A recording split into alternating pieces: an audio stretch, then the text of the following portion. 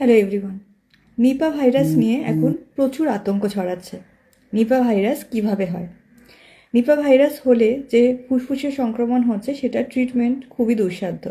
তাই আমাদেরকে বেঁচে থাকার জন্য নিপা ভাইরাসের থেকে আমাদের কিছু খাবারের থেকে দূরে থাকতে হবে, এবং সেটারই একটা খুব প্রম্পট একটা ভিডিও তোমাদের জন্য আমি বানাচ্ছি, যাতে এই একটা ভিডিওতেই তোমরা মোটামুটি পুরো নলেজ পেয়ে যাও। প্রথম পয়েন্ট হচ্ছে যে এই যে ভাইরাসটার, এটা সংক্রমণ হয় মেনলি বাদুড় থেকে। তাহলে বাদুড়ের লালারস বা বাদুড়ের মলমূত্র যদি কোনোভাবে আমাদের শরীরের সাথে সংস্পর্শে আসে, তাহলে কিন্তু আমাদের এই নিপা ভাইরাস আমরা সংক্রমিত হতে পারি।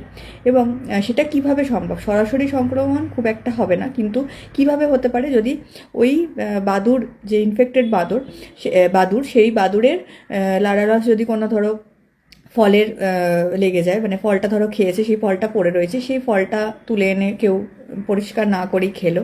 অথবা সব থেকে ইম্পর্ট্যান্ট শীতকালে যেটা হচ্ছে খেজুর রসের হাঁড়ি বাঁধে যেগুলো, সেই খেজুর রসে কিন্তু রাত্রিবেলা কিন্তু বাদুড়রা অনেক সময় ওই খেজুর রস খায়, এবং এই খেজুর রস কিন্তু ইনফেক্টেড হয়ে যায়। তাই খেজুর রস, ওই ফ্রেশ খেজুর রস কিন্তু খুব মানে হাইলি ইনফেকশন হওয়ার একটা চান্সেস আছে যদি কেউ ওই ফ্রেশ খেজুর রসের সংস্পর্শে, মানে খেজুর রস খায়, ইনফেক্টেড খেজুর রস। তাই খেজুর রস তোমরা একটু অ্যাভয়েড করে চলো। কিন্তু নলেন গুড়ের সাথে নিপা ভাইরাসের কোনো যোগাযোগ নেই, কারণ একটা ভালো ইনফরমেশান এবং গুড নিউজ বলতে পারি, কারণ নলেন গুড় তো ফোটাতে হয়, তাই নলেন গুড়ে নিপা ভাইরাসের কোনো ভয় নেই।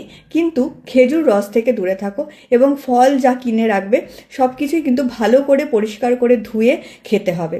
এবং আরেকটা জিনিস, সেটা হচ্ছে শুকরের মাংসর থেকেও কিন্তু তোমরা একটু দূরে থাকার চেষ্টা করো। তো এই 3টে পয়েন্ট মাথায় রাখলেই কিন্তু মোটামুটি নিপা ভাইরাসের থেকে তোমরা বেঁচে থাকতে পারো।